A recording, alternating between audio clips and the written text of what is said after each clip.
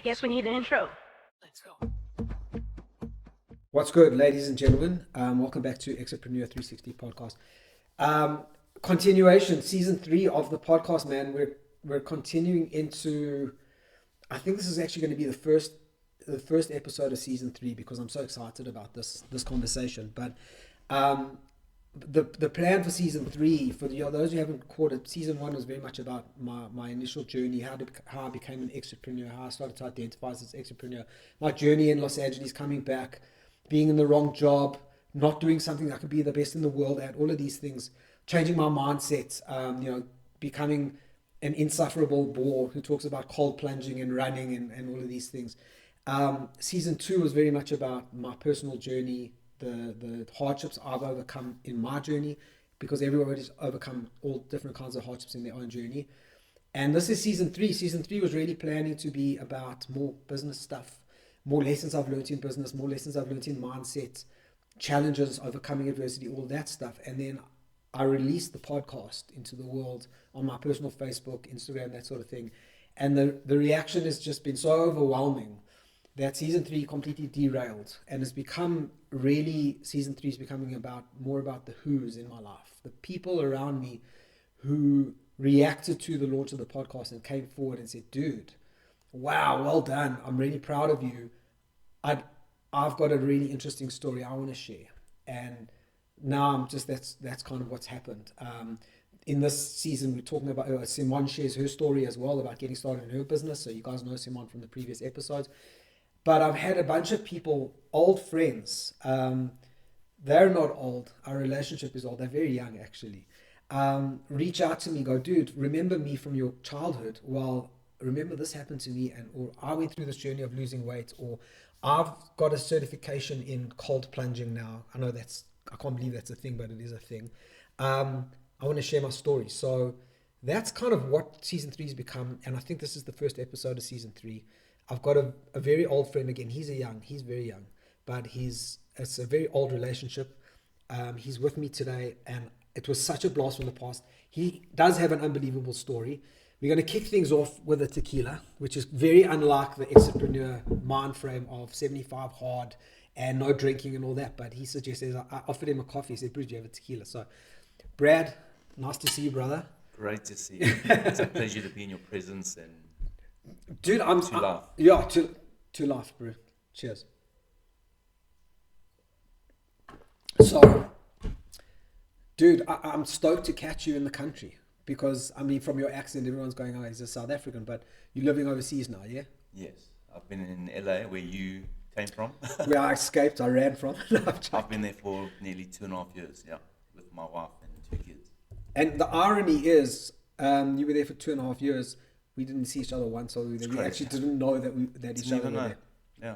Until I got back in January, February, and you messaged me like, dude, let's grab a beer. I'm like, dude, I was so upset when I said, like, I found out that you were in LA, and I'm like, let's grab a beer, and you like, I'm back home. Yeah, I mean, that's life, bro. But I mean, that's a whole other conversation for another day, because I would love to chat to you at some stage about, and maybe if you are back in LA, we can do it online, because my experience in LA was super interesting, and I'd love to see what your thoughts are on it. But that's not why we're here today. Yeah. It's not why we're here today. I think the reason you reached out, and I'm so stoked you did, as I say, because I think you've got a super interesting story. We've known each other since, I think it was a nursery school. Like 4 years old. Probably. Yeah, okay. Got you. So we've known each other a long time.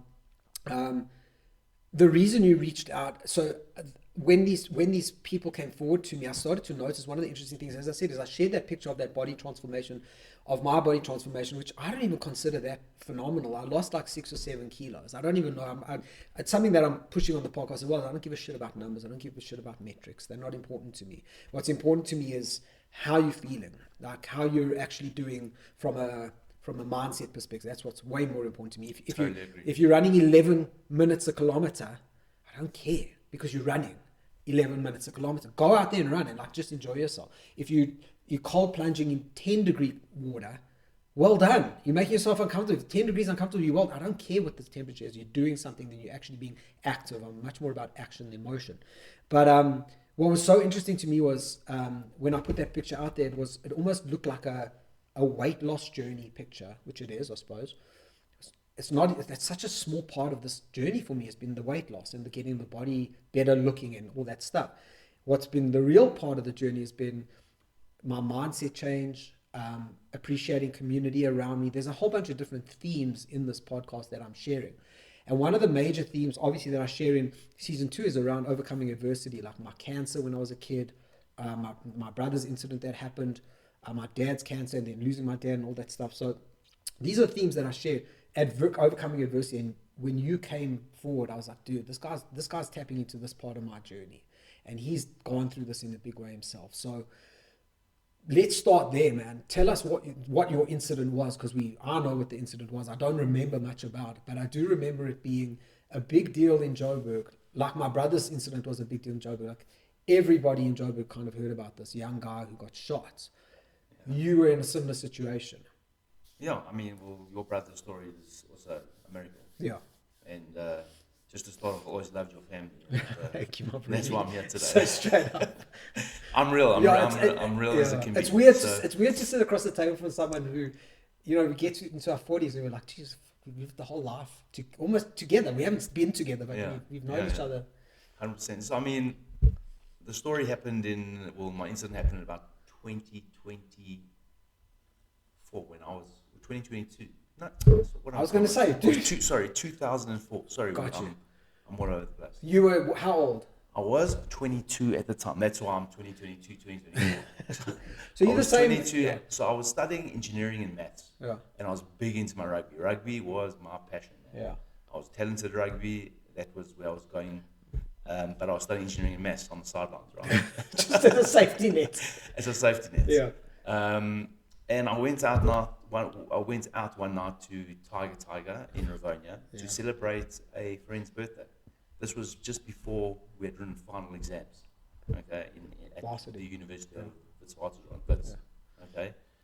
And I remember, like, just pushing forward a bit and pushing back, I remember I had a feeling in the car driving there, which a friend reminded me years after the incident, that I said, I'm actually uncomfortable, I don't want to go. Oh, really?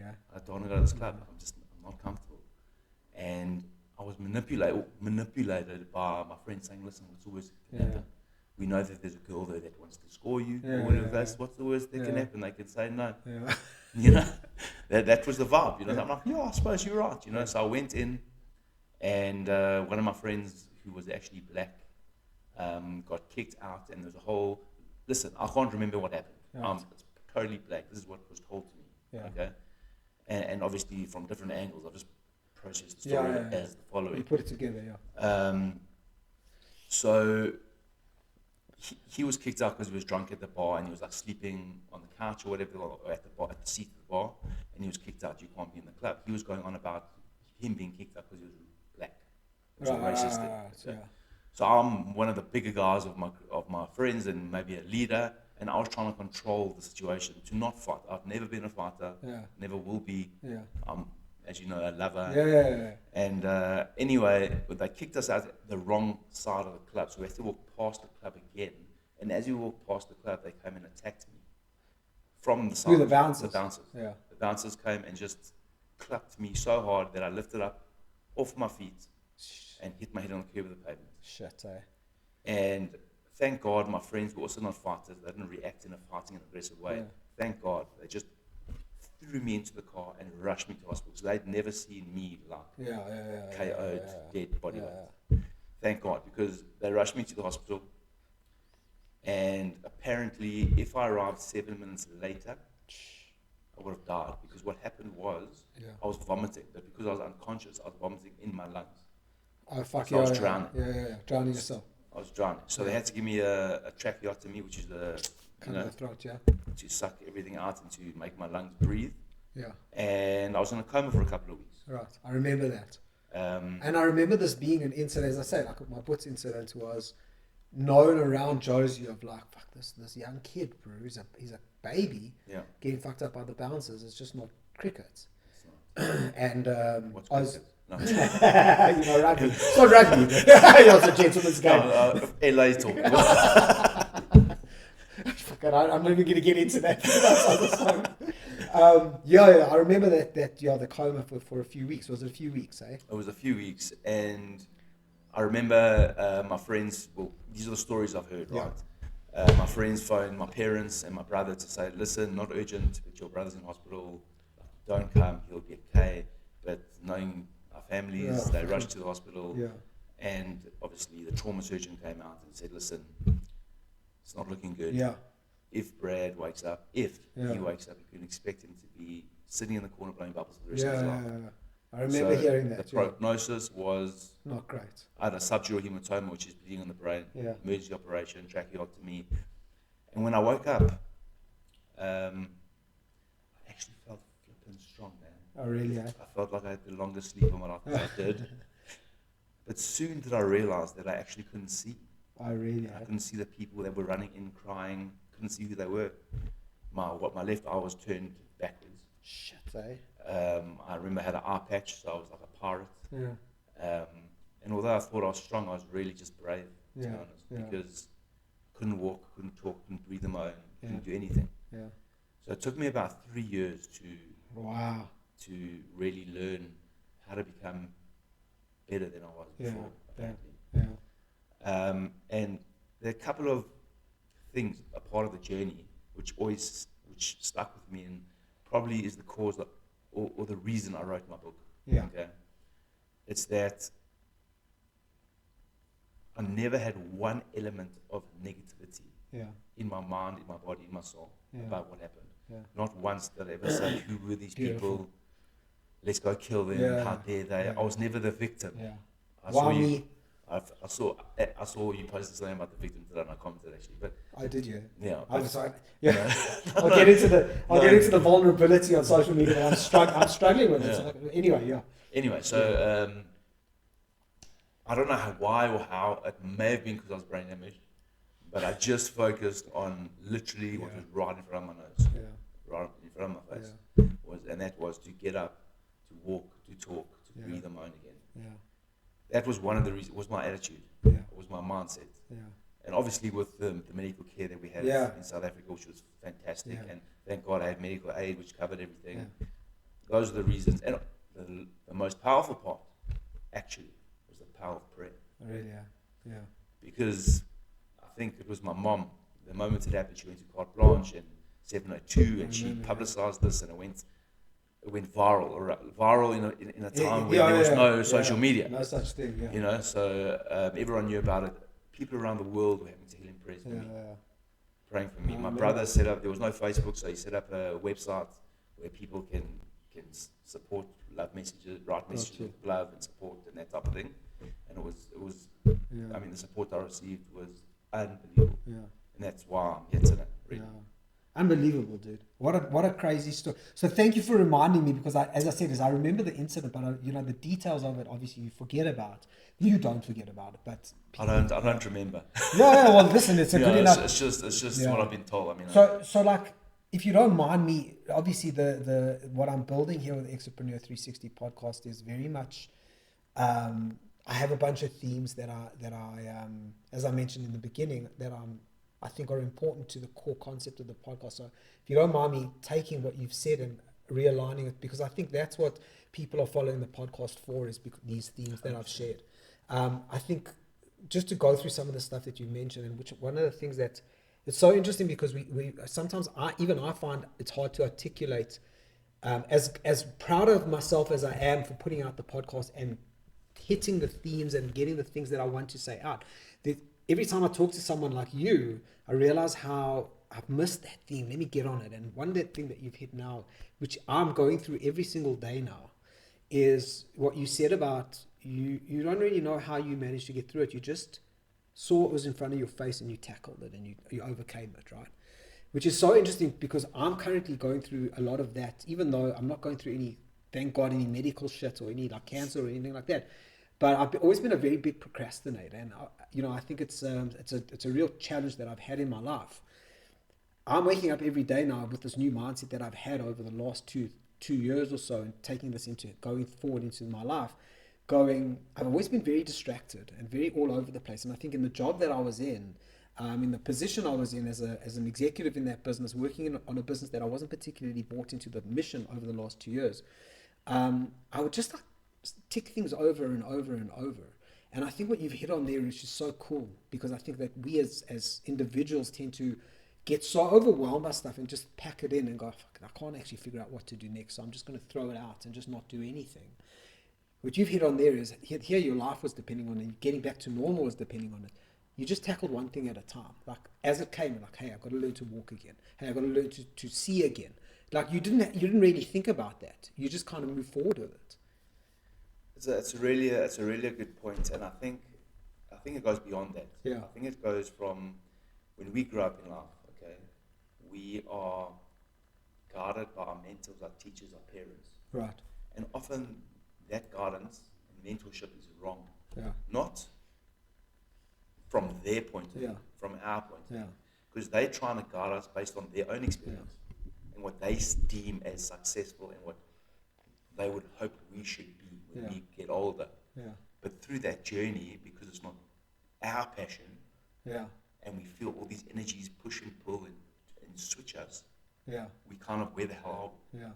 And we kind of lose our own passion and purpose. Yeah. Yeah. And I think that's the real problem that our current society is actually going through, especially now with all these, social media distractions and social dilemmas. Yeah. Interesting, because it is. I guess in a way that hits on something else in terms of my journey. And again, I keep bringing it back to myself because it's obviously the only way I know how, in terms of this is how I built this podcast and this journey has been about me personally, is bringing it back to my journey, is what you were saying about, this is where I guess the midlife crisis piece comes in for me, is I was, for the last 8 years, 10 years, I was involved in this business, and I helped build this business, and I'm very proud of what I did in the business, but I was in completely the wrong environment. It was not a creative environment.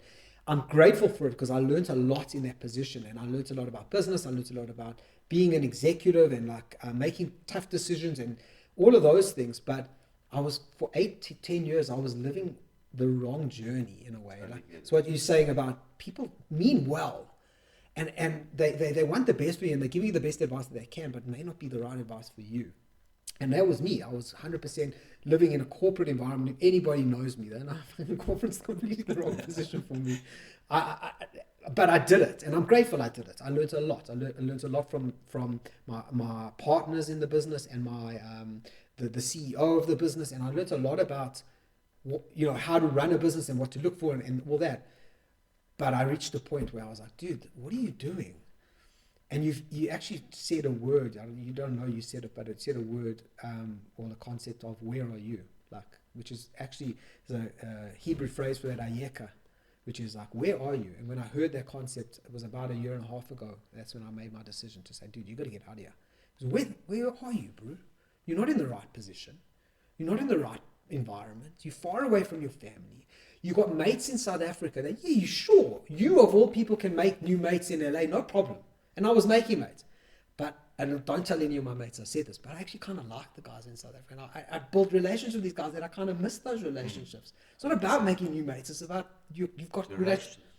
So I started to, as you say, a lot of the time these people put these things, you do things for other people that aren't necessarily always good for you. And they mean well. It's not because they're horrible people. Yeah, it's not intentional from their side.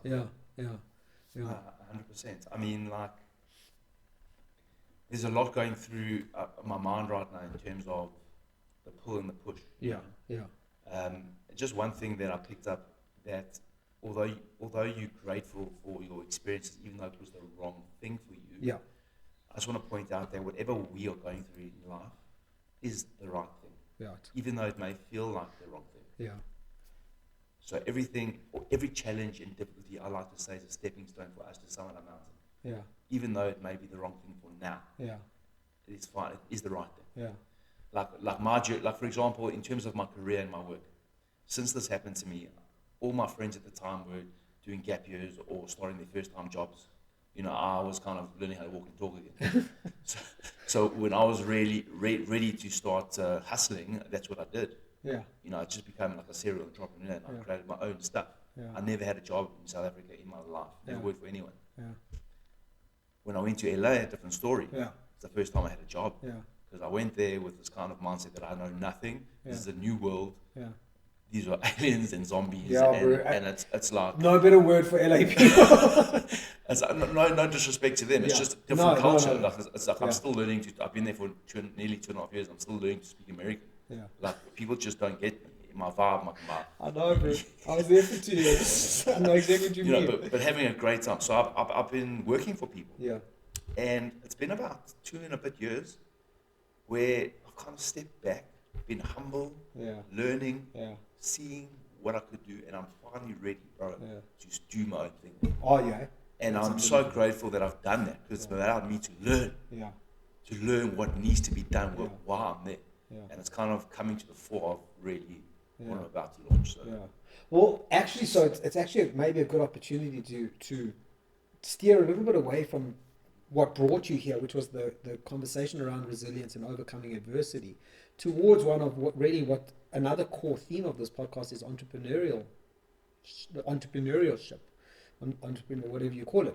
Exitpreneur. It's an exitpreneur. That's my journey, and I guess you've done it in the opposite way, where you exited entrepreneurial world to go work for someone, and now you're ready to exitpreneur into doing your own thing.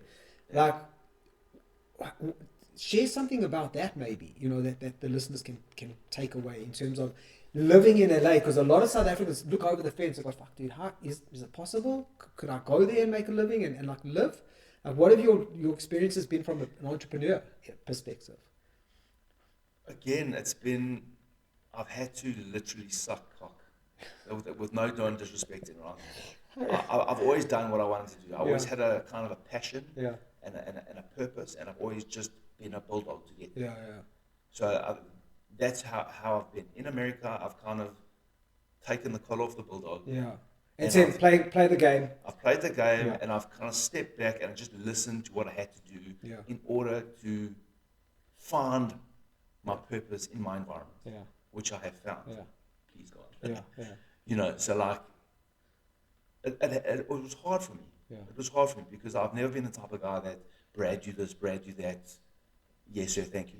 But I had to do that without being like which is a characteristic trait. It's a characteristic trait, and not everyone's like that. It doesn't. Well, it's a very key characteristic trait of an entrepreneur, actually. One who doesn't like to be told what to do. Fuck it, I'll do it myself. This is how I want to do it. So how it's going to get done. So it's unsurprising to hear you say that. Yeah, I mean, there's no disrespect. I mean, I'm so grateful for all my bosses and partners, and that got me to the stage. And I'm always too honest. I'm honest to the core of everything. Even through the journey, I've always been honest. I've always communicated what I think is at the right time, at the right place, to let people understand where I'm at and what I'm doing. I've never been sly about anything. And I think when you stick to your core and your passion, even though you're not doing it now, even though you are on that stepping stone to summit your mountain, always stick to your beliefs and your heart and just be who you are. I think that's the kind of the bottom line of it all. And I mean, it's so interesting because what you say about stick to who you are and stick to your beliefs. I guess again relating to what I've been through, I believe that what I was doing for 8 to 10 years was turning away from those beliefs in terms of believing in myself and going and believing in what I'm good at and like what I can do. And I think the reason I was doing it was so that I could learn, and I was learning a shitload. And I don't think there's anything wrong with that. I think if you're in that position and you are learning in a business, that's great. If you're preparing yourself to make that next step. But there's absolutely no replacement for seeing the light, for lack of a better cheesy fucking terminology. I love the cheese. Seeing the light and going, this is who I am. Actually, I'm going to go live that existence. Because when you do that, everything... I sleep better at night. I don't have the anxiety. Yes, I'm not making the cash that I used to when you have a guaranteed salary being paid in US dollars and you're fucking living in LA. But I wouldn't, for double that money, I wouldn't go back. Because you 100%. Wake up and you're just doing what you're supposed to do. See, I think you, like, we've kind of been through similar journey. Not similar, but we've been to like nearly lost our lives and we kind of back on track. And people that go through that have a different perception and a different feeling of life itself, right? And I think what the majority of humans do and miss is living to who they are. Yeah. They don't understand it. And when they finally do, Yeah. then they see the light, as you say. Yeah. Do you know what I mean? Yeah. So that, I think that's the whole purpose. It's just being true to who you are. And people are not, they don't have that self-love for themselves to actually live that life. Yeah. They think they're not worthy. Yeah. They think they're not good enough. So they they that's don't why they believe have in to themselves. follow what society says. Yeah. So I mentioned at the beginning how many people have reached out to me off the back of the launch of this and gone, dude, I've been through adversity, I want to chat about it. Or I've lost a shitload of weight, I want to chat about it. The most common communication I've had from people, and this is probably about, I would guesstimate about 7 or 8 people have reached out to me.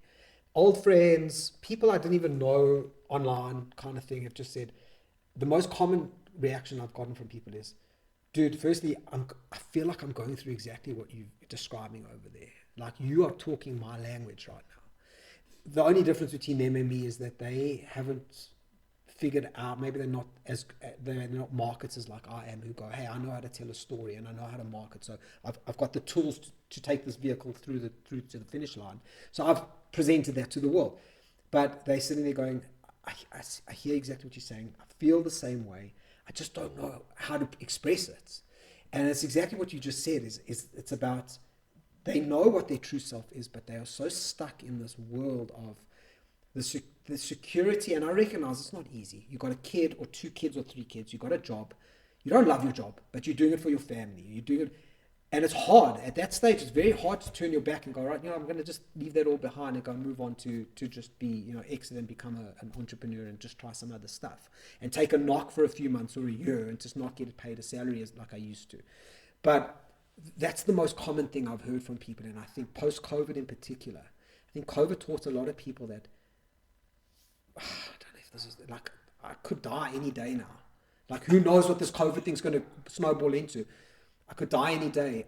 Am I doing what I should be doing with my life? Am I going to get to the end of my life and go, fuck, I'm super stoked that that's what I spent 20 years doing? A lot of people are turning around and go, no, bro, actually, I would love to get out of it. And a lot of people have that ability and that avenue to do it. They just lack the balls to do it. And that's not a criticism. I'm not saying you got no balls. It's super tough, bro. Pushing post on that image of me like one way and then another. I'm still living with the fucking vulnerability of it. I still stress about like what people will think about it. But the fact that it's out there, the fact that I kind of equate it to the cold plunging. I don't know if you've done cold plunging. Sure. It's that moment where I stand on the edge of the pool, like I've been doing it the last few mornings, like since it's been really cold in Joburg, like 2 degree, 3 degree water. And I equate it to that moment where you step on the edge and nobody gets to the edge of the water and just dives straight in. You've got to stand there for a second and take a few deep breaths. Every time. Every single time. It never gets easier. But it's that moment where you've gone over the edge and you go, right, I'm falling now. Gravity's taken over. It's done, bro. You're in. There's no pulling out. Yeah. And it's a hard thing for people to make their peace with. It's very difficult to take that plunge and say, hey, I'm going to take that leap and that risk and say, hey, I'm going to go for it. I'm going to do this. 100%. But also just to like kind of put a wrench in this, right? A lot of people are always wondering, what am I doing? Why am I here? Is this for me? However, I also pressure that sometimes people do that too much and are not grateful for what they have. Yeah, I understand that. The other side of the coin. The other side of the coin. Because often, like even a lot of my friends in LA, and often some are ex-South Africans, they've done so, that they live the life that we all dream of. Yeah. But they always are like wondering, this is not for me. Yeah. I'm miserable, but they're making their own misery. Yeah. They should just, celebrate what they currently have and be grateful for it because they live a fantastic life. Do you know what I mean? Yeah. And it's not about, in this equation, it may not be the entrepreneur and the non-entrepreneur. It's just about being grateful for where we are at. Yeah. So what do you say to people like that? Because I think it's a mindset thing that it's about saying, it's about waking up one day and going, I've always just been so grumpy about my job and I hate that I have to get up but all of a sudden one morning they wake up and they go, actually, fuck, I'm lucky, bro. Because others are losing their jobs because of COVID or they don't make nearly as much money as me. I'm actually grateful. Like, what do you say? Like, how do you get that across to someone having gone through what you've gone through? Well, you give them the other side of the coin. Yeah. What if you didn't have this job? Yeah. What if you didn't have a beautiful wife, or Yeah. 2 beautiful kids? Yeah. What if you didn't live in this mansion Yeah. in one of the wealthiest places in the world? Yeah. You know, Yeah. like live in the moment. Yeah. Yeah. It's about being present. Yeah. You know, Yeah. and we just try to chat to them and say like, try to think about it another way. Yeah. You know, what Yeah. what happens if you were out of everything? Yeah. Then what? Yeah. And it Stop is. it. Yeah. So even the victim, the victim Yeah. issue that I find is that people are the victim even when they shouldn't be. Yeah. Brew, you mentioned the post I put up about Yeah. it, and then you commented, Brew, I was a victim. I didn't even know I was a victim. Like, I was literally getting bullied by O's in the business. I was bullied by I'm a small O. I mean, I need to tell you, I'm a small O. And I've always been I have a savior complex. No secret. I've got a big time savior. Oh, well, I had one. I'm working through it, and I'm managing to get over it because it's something I can't keep doing.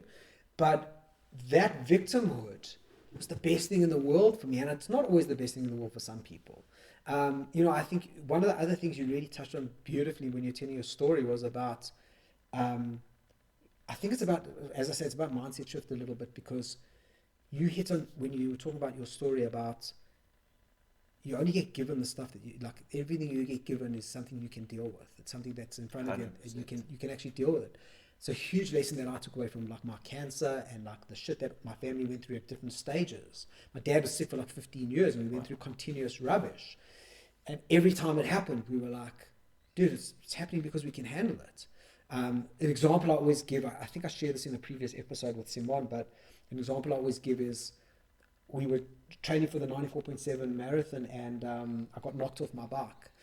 Some douchebag in a car knocked me off my bike, and I fell, and I'd hurt my wrist. So that Sunday afternoon or whatever, my dad took me to the emergency ward. We're sitting there in the emergency ward waiting to be seen, and across from us is this family with a kid who's in a pretty much similar situation, holding his arm, whatever.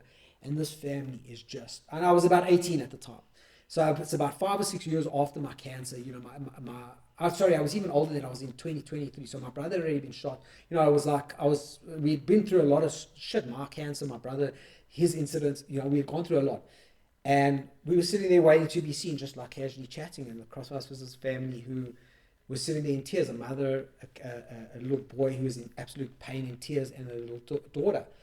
And just holding his arm, he had broken his arm or something. Clearly was wrong with his arm. And my arm and I turned to each other. We were like, fuck, dude, like, here we're sitting with a pretty similar thing to these guys, and to us it's no big deal. It's like, really, this is not even a scratch compared to what we've been through. But to this family, bro, this is an absolute life-changing moment.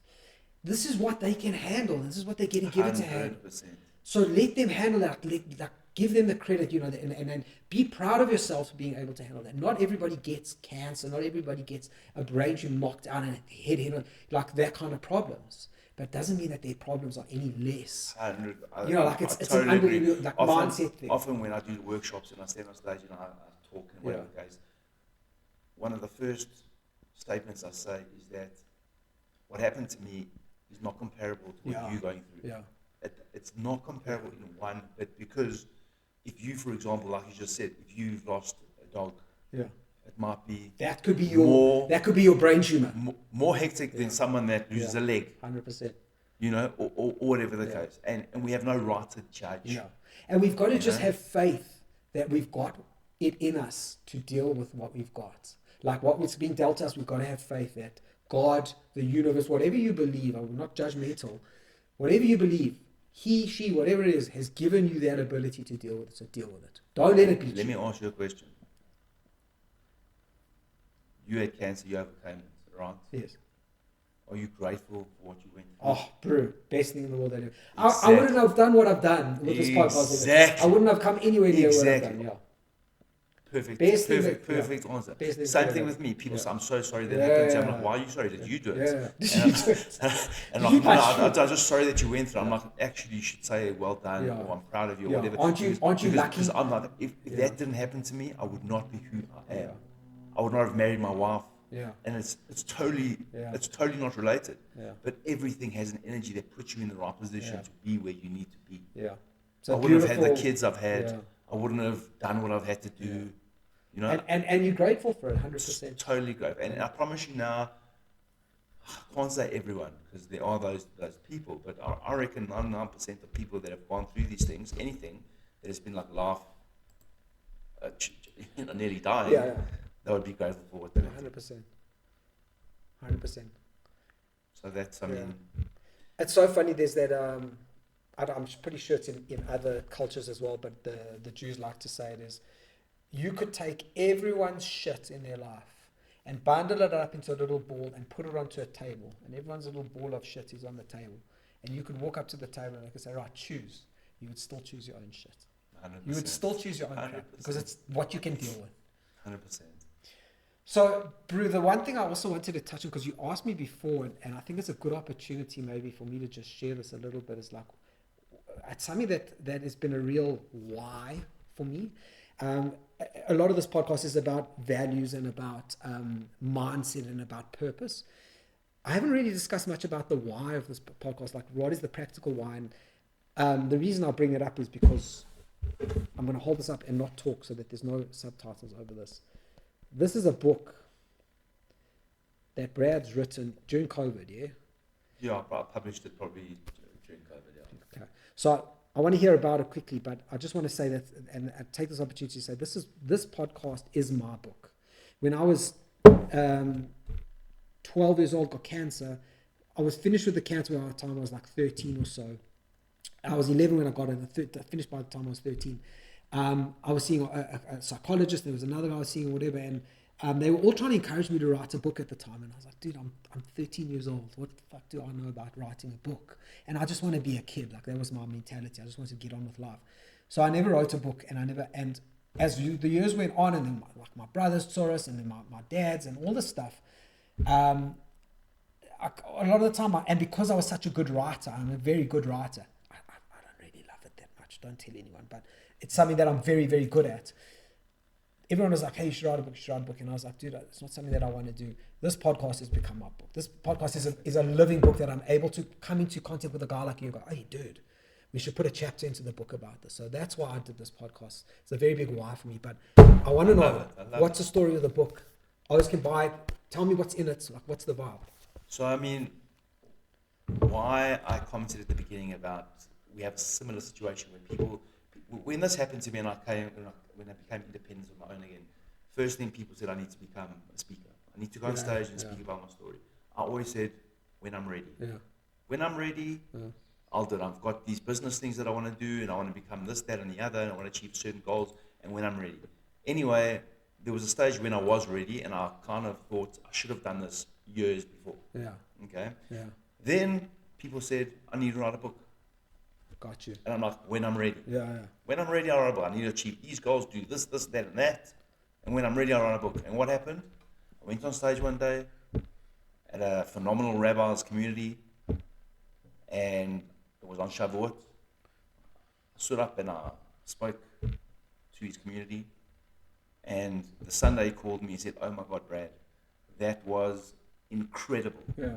Now, this guy is a legend of legends. He's been to international events, gets international top best-selling speakers to come to all his... It's Rabbi Masin. Okay, what do you I was thinking, listen to Ash. I'm like, he's amazing. Yeah. And he actually said, Brad, that was incredible. Yeah. Like, amazing. Because of his reaction to my speak, I'm like, right, I'm writing a book. It's time, yeah. So that Monday, the next day, I made a meeting with myself for 90 minutes every Monday. Beautiful. Until I finished my book. Beautiful. Amazing business tactic, by the way, guys. If you're not doing that on important projects that you need to do, setting a time and a calendar in your calendar and saying, I'm meeting myself to do this, you're missing out. All right. So the whole point about not doing something, okay? Procrastination.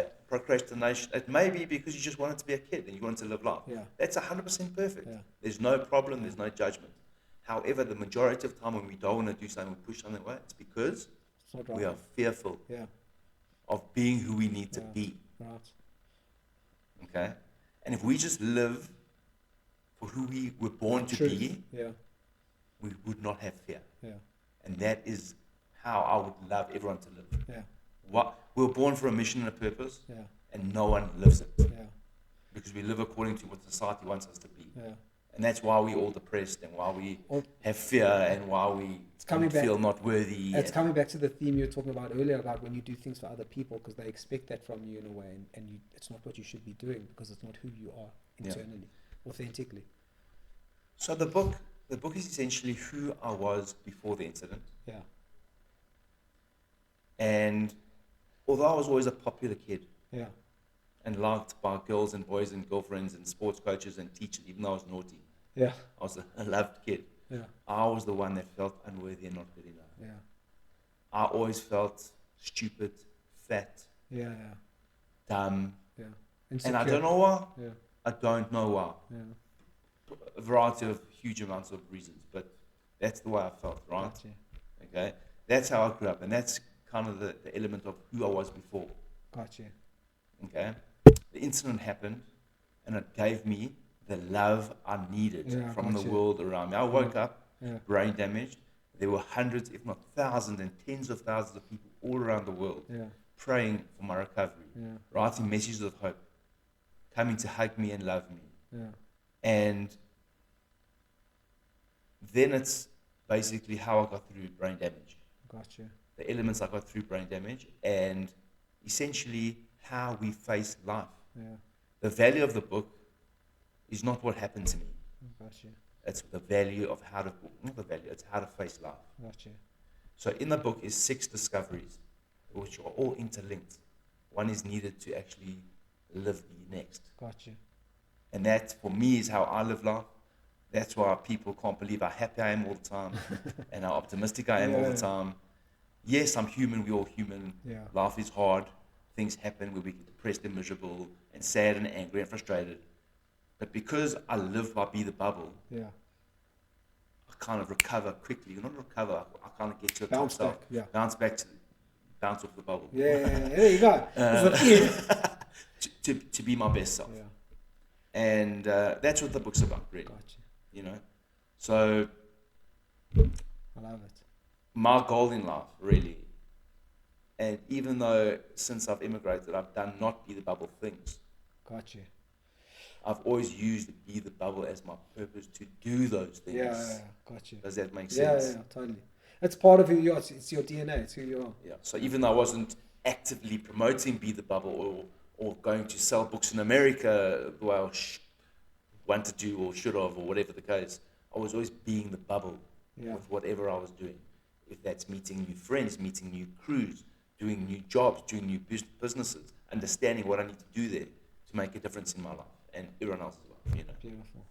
So that's essentially the high level. So, dude, that's unbelievable. And I think, so by the way, I mean, we've gone so way over what I would like to do for these podcasts. We had 42 minutes of the podcast, and I try to, hopefully the listeners appreciate that I try to keep these as short and sharp as possible. But this, it's a testament to this conversation, to like how much value and importance I think there is in it. I'm going to go a little bit longer because something you said there when you were talking about the book resonated with me, which is not quite a huge theme of the podcast or of my life as well. I did a whole episode on it. If you look back, I think in season 1, there's an episode on positive mindset. And I discussed positive mindset, and what you've just described made me think of it. I was like, I'd be an idiot not to talk to you about it, because I think you've been through this kind of stuff. Something as hectic as what you've gone through forges in us a positive mindset of like, I'm always happy. I fucking always positive, always looking for the silver lining. Sounds like, I mean, I haven't seen you in years. I don't know what you're like, but I remember who you were back then. And I'm talking to you now. I realize you're probably still the same who's constantly positive, always looking for the positive in things.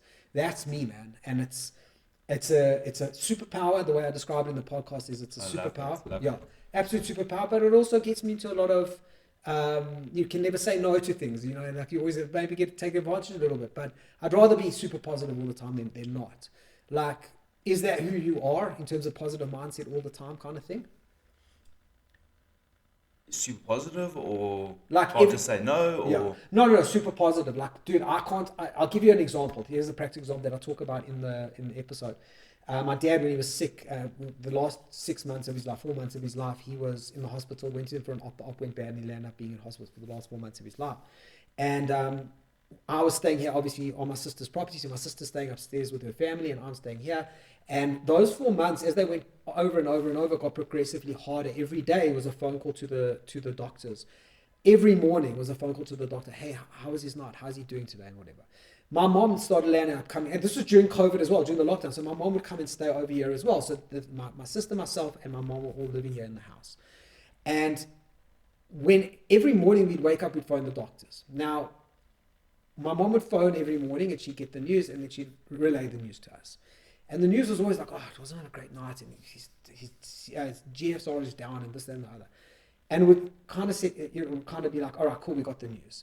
Eventually, my mom got tired of getting the news every day. She was dreading the phone calls. She never knew what the news would be. She'd say to me, hey, Steve, listen, would you mind phoning the doctor today?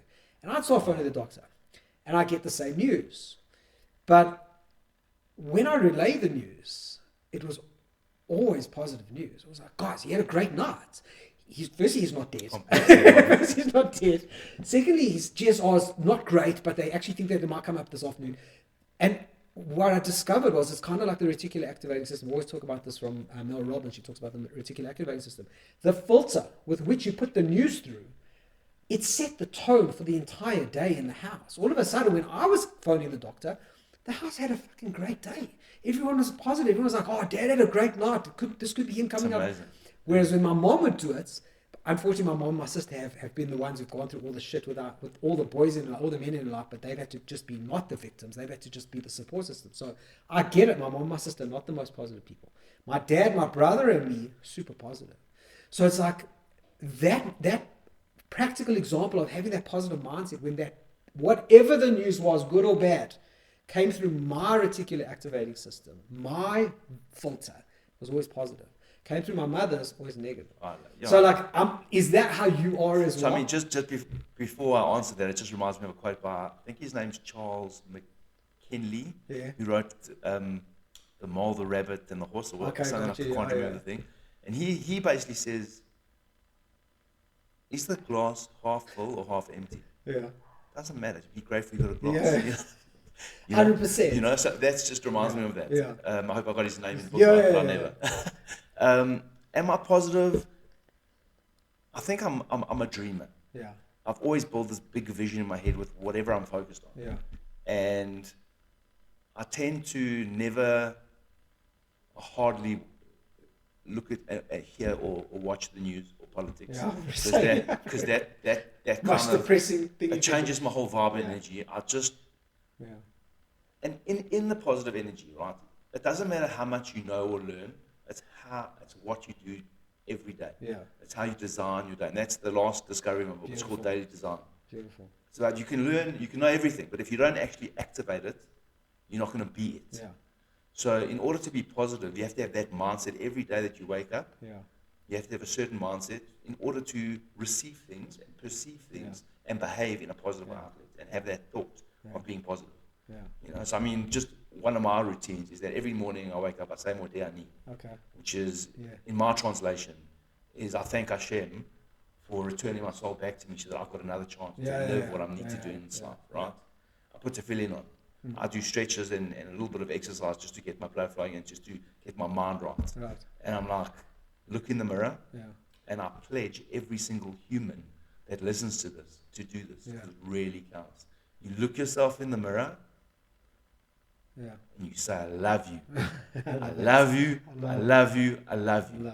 Because even if you don't believe it, it's your subconscious hears it. Reticular activating system, bro. And you're going to start loving yourself. Because that's what we need more in this world. 100%. And when you love yourself more, you love other people more. And you start breeding positivity. Putting it out there. You know? Dude, I've taken into a bit of a habit at the end of these episodes of giving people homework and saying, right, here's what you just did it. I was going to ask you what you just did it. No, that's exactly what I did. Sorry, Dr. Sue. You just did it. Guys, there's your homework, is go off and start a routine with yourself every morning to just look in the mirror and tell yourself that you love yourself. Because what you've just done, Brad, right here, is you've shared that into the universe. The people who will listen to this will go off and do that. So a wrinkle, bro, a little drop in the water and a wave is created, dude. Please go. Thank you for the book. It's my next one up. I'm busy finishing You Are Please You, let me and this is know my what next you one. think. 100%. Criticism is welcome. No, dude, I'm And, 100%. And hopefully I can, if you're keen, it's a pleasure to be in your energy and your vibe, bro. 100%. We'll connect again. know- I feel like there's a reason we've reconnected again after all these years, and we'll definitely do this again. You will give me you will give me all of the links to purchase the book, your socials, where people can, if they want to chat to you, I'm sure you'll make yourself available. 100%. You're a fucking great guy, bro, and I appreciate you reaching out, and I'm so stoked you Thank came. you. Thank you for your coming all the time. way from LA to South Africa. I came to this desk here from LA. So lekker. Thank you, bro. Let's Much end it with love. a quick tequila. Let's Never finish say off no. the bottle. Just a little one, just because, as I say, it's like with 75 I didn't even tell you about that so much, but no drinking, and I'm not even doing it at the moment. You're lucky I'm not doing it at the moment, because this would have broken my 75 odd. Cheers, brother. Cheers. Nice to see you again. Great to see you.